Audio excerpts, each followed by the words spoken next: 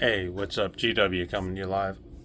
In case you haven't been paying attention to the news, or you had your head underneath a rock, or if you were busy with family drama due to the winter storm, whatever have you, we lost another Hollywood icon, guys. Catherine O'Hara. She was 71. She battled a brief illness. Illness is still yet to be determined or kept close by the family. And I think this one hurts because, well, they all hurt, but this one hurts a little bit more because most people have grown to love her because of the role she took on as Kate McAllister in the Home Alone films, first and second one. She was not in the second or third or fourth one. She most notably reprised that role in a commercial not long ago where she reteamed with Macaulay Culkin to sort of bring back that magic for a commercial. I can't remember what it was for. But she was also on Second City, you guys. Second City TV, which was the precursor. Most people know it if they're Saturday Night Live fans. The precursor to Saturday Night Live. She was also on Beetlejuice with Michael Keaton. She might have been in the sequel. I cannot remember. In addition to that, she's done a lot of voice work for cartoons and what have you. And she's one of those, and she's also was a regular on Schitt's Creek, you guys. I've never seen that. I've always told it's been great, but I've never watched it. So, it's crazy because if you look at that scene in Home Alone where she's driving along with John Candy's character in the back of a rental truck, it's funny because a lot of people didn't know they went to the Second City comedy troupe thing together. So it was kind of ironic. And she was awesome. I really liked Catherine O'Hara. I really did. You know? She was one of those faces that was unforgettable, and she was also had the demeanor. She could play any part, and she could make you believe she was either mad, sad, and in the Home Alone movies, desperate, you know? It's just pretty sad, guys.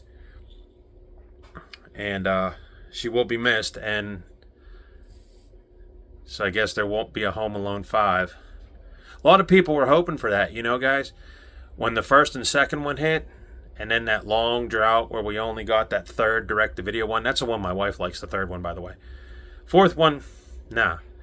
But everybody was hoping that Joe Pesci and Daniel Stern would reteam and somehow try to get revenge on Kevin's character later on in life. That was the unwritten, sequel role, right? And apparently that didn't happen. A lot of people wanted it to happen, including me. I'd like to see Joe Pesci and Daniel Stern get ripped up through a building or maybe even a mall or something one last time. But that never happened. And Joe Pesci, he has since acted very, very... He's only acted in a handful of films since, his age. Daniel Stern, I can't remember seeing in much of anything. So, but Catherine O'Hara, that one hurts. On the flip side, we have the Winter Olympics starting tonight. And I hope Team USA goes out there and does what they do best, because we got some good athletes this year, and that's what we're going to be glued to. I am home because I did take a sick day. I had a doctor's appointment yesterday. I have some things to take care of today. And I was supposed to go get my taxes done today, but that got moved. I called and I said, "We still on?" They said, "No, come in." We had to reschedule. So I'm going to get that going. You got to do taxes. You got to do it. But a lot of people, this is just a sidebar to everything I'm going to talk about. A lot of people look at sick days and go, you know what? I'm glad to be home. Not me. I have found my niche in doing what I do best at work. And I have sort of zoned out and just thought about the task at hand. No family drama. No getting mad about everything, just, doing what I do best. And that's zoned out and doing what is expected of me and sometimes going above and beyond. In that process, you kind of look at things from a different angle instead of being mad and just, shooting your mouth off or brushing into something that, might make it worse. If you don't get mad, you can analyze the situation and say, you know what? Why bother? Why bother getting mad? I'm going to do it for the people. I ain't doing it for the person that's not here. That's my logic. That's as deep as I'm going to get. But on the movie front, you guys, I have been going back and I watched Quentin Tarantino's Death Proof and Robert Rodriguez's Planet Terror. And if you haven't seen either one of those, I never did a review on these, so I'm just going to go ahead and just freeball this one. If you haven't seen it, it came out right after Pulp Fiction, maybe a little bit after From Dusk Till Dawn. I believe it did. And it was 2 movies. Planet Terror was first, Death Proof was second, and it had the old grindhouse feel. It was shot like a dingy, dirty 70s exploitation double feature flick, complete with missing reels and melting frames that when the characters get together to be intimate, the celluloid melts, and it's a nice touch, and it's a throwback to the era of when those movies were popular. Like the spaghetti westerns. I mean, they used 10 gallons of blood and maybe, for $50,000 budget, but then they only spent like $15 on everything else. I mean, those are fun to watch. But in Planet Terror, it takes over-the-top violence, mixes it with a loosely based sci-fi plot, throws in Rose McGowan, who gets her leg amputated and a machine gun stuck on it. Don't look for real plot points here. This is just fun, stupid, raw exploitation, trash, fun cinema. And it was good. And you couple that with Tarantino's Death Proof about Kurt Russell, who uses a car like a knife to sort of celebrate So Planet Terror celebrated the, horror splatter fest of the 70s exploitation era. Death Proof celebrated the vehicular destruction American car movies of the 70s. That's how that went. Now, tucked in between those 2 movies were fake movie trailers. And actually there was 3 of them. 4 of them if you count the special edition DVD, which only contained the 4th one. At the beginning of Planet Terror, Robert Rodriguez did a trailer for Machete, which later starred Danny Trejo and Steven Seagal. That actually became a movie. And it was great. And then Planet Terror, and in between Planet Terror and Death Proof, you had Werewolf Women of the SS, directed by Rob Zombie. That trailer is classic, and it's a throwback to the Nazi exploitation movies that I had addressed when I talked about Ilsa. Then you had a movie called Don't. Don't is a trailer based off the paranormal, ghost stories, entity movies of the 70s. And then you had Eli Roth doing the trailer for Thanksgiving. And if you look at that trailer, it is amazing that they made a full-length movie, just like they did with Machete, out of this trailer. And it was great. Now, on the special edition Blu-ray you can find on Amazon, they have Hobo with a Shotgun trailer. I just watched Hobo with a Shotgun this morning. Pure enjoyment. If you like Planet Terror, you like splatter and over-the-top violence and Rutger Hauer cheesy one-liners while blasting baddies in the face with a shotgun, this is your movie. But I've been going back and just checking these out because these are movies I never really gave a chance to, or I just dismissed them. So it's fun to watch them now, especially Planet Terror. I mean, you could play a drinking game with how much blood is in there, and I guarantee you'll be sloshed over the cheesy dialogue. Now, there are a pretty good cast of characters in these movies. As I mentioned, Kurt Russell is the stuntman. He plays stuntman Mike in Death Proof, along with a really great cast. I can't think of the people because I don't know the Tarantino regulars, but the guy that played Sheriff Earl McGraw in Dusk Till Dawn, he's in there in both films. You had in Planet Terror, you had Josh Brolin, Bruce Willis, Quentin Tarantino himself. You had Rose McGowan. Can't think of the other two leads, to be fair with you. But movies are fun. Yes, they're trash. They're supposed to be trash. They're not supposed to have any substance whatsoever. You go to an exploitation film to see buckets of blood, girls scantily clad, gunfire going off, and there's no real story. They just use the story as an excuse to frame the action sequences contained therein. But they're both good. But they're not for everybody. And the only sad thing I have to say about these movies is that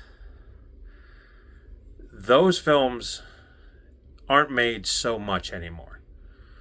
You get a few now and again, like Street Trash, which I reviewed some time ago, or you get, Fried Berry, things like that. But on the whole, people are moving away from grindhouse. They're moving more to mainstream. They're getting out of the exploitation thing, and they're going to go see like Avatar. So it's a homage to a film genre that has been dead for years, but still fun to watch if you like cheesy stuff and things that you cannot take seriously. Have at it. Get on Amazon and do yourself a favor. Watch 3.5 hours of, mindless trash that is entertaining, fun, and I would say underrated, to be fair with you.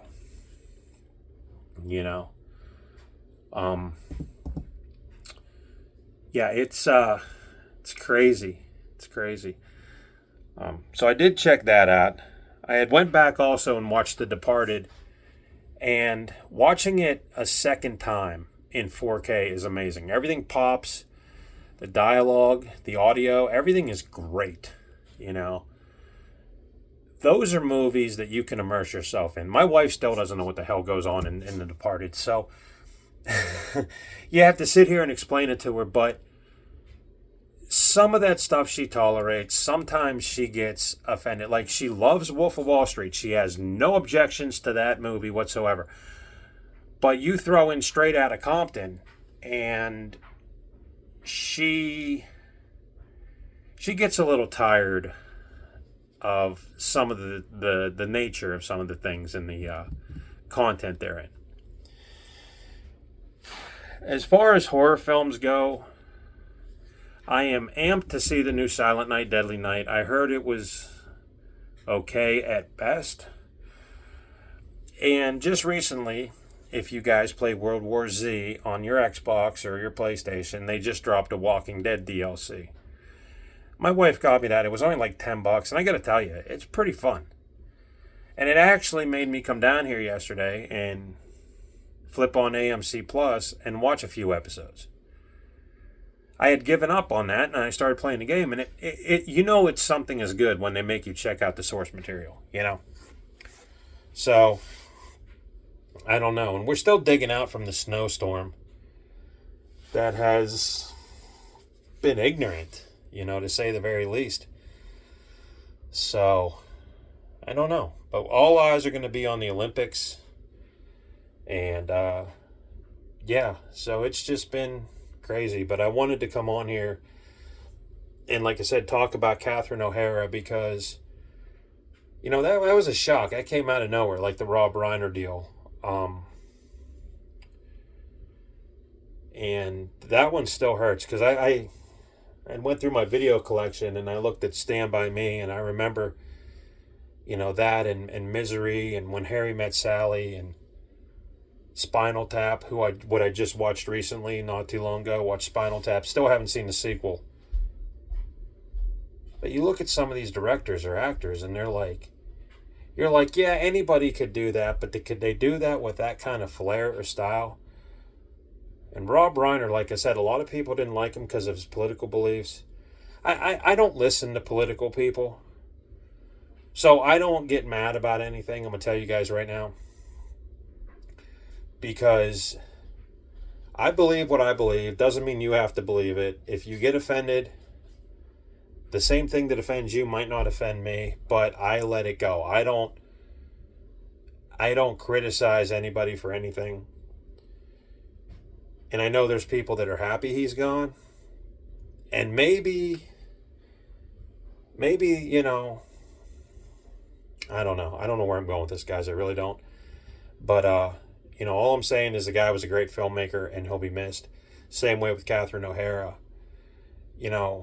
When they re-teamed up, like I just told you with that commercial, when Catherine O'Hara teamed up with Macaulay Culkin, there was something there, and it gave people hope, and it says, hey, this is still a thing, and it's nice to see that, But yeah, like I said, give yourself 3 hours and 15 minutes and watch, crazy exploitation, drive-in craziness of Grindhouse. Now, the only thing with that movie is you cannot find it on any streaming service. You have to buy it. Now, if you buy it off your Google TV, it will have the 3 trailers I had mentioned, which were not in the DVD version of the films at all, which is really crazy because Machete was the only one in there. So you figure if they put one in, they put another one. By the way, they did do another Machete movie, Machete Kills. I'm going to watch it tomorrow. But as far as Machete goes, it's a crazy, high-octane grindhouse treat to see Danny Trejo just, become a badass. And Cheech Marin is a priest that wields double-barrel shotguns, or 2 pump-action shotguns. I mean, come on, you cannot take that seriously. Machete's a cool dude. And it harkens back to those 70s, grindhouse films, I guess, where, the dude is so hard-edged, over the top, and Machete fits that bill perfectly. And I had never even watched it until I watched it the other day, and it was a fun ride. And De Niro is a racist senator, and it's kind of interesting what the subject matter in that movie is, because it kind of ties into today's everyday life and political environment. Second one, Charlie Sheen is the President of the United States, so I have yet to watch that, and it's probably way more over the top than the first one. But Machete, fun, stupid ride. Danny Trejo's most greatest role ever, I believe. Most mainstream role, I could tell you. So definitely check out Machete.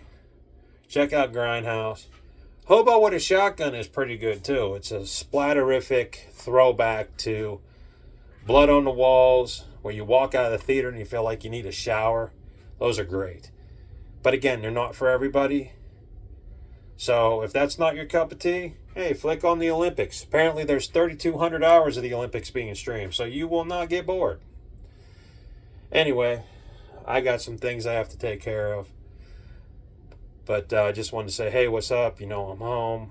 And by the way, doctor's appointment went great. So if anybody was just wondering, that's good. But my theory is, you know what? I know I had things to do today, but I'd rather be at work, to be honest with you. Because I've been learning to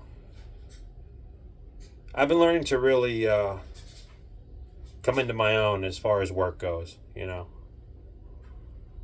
And like I said, play the Walking Dead DLC. It's pretty fun. Just get a group of guys, online, which you tear it up, But Catherine O'Hara,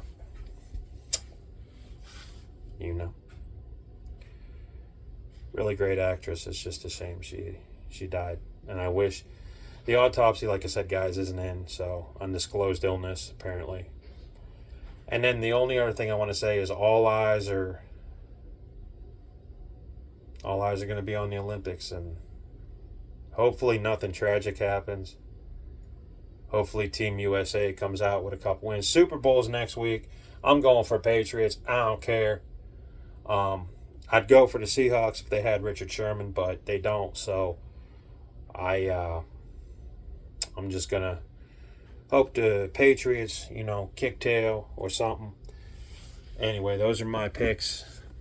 And you guys stay warm. It's supposed to be nasty out.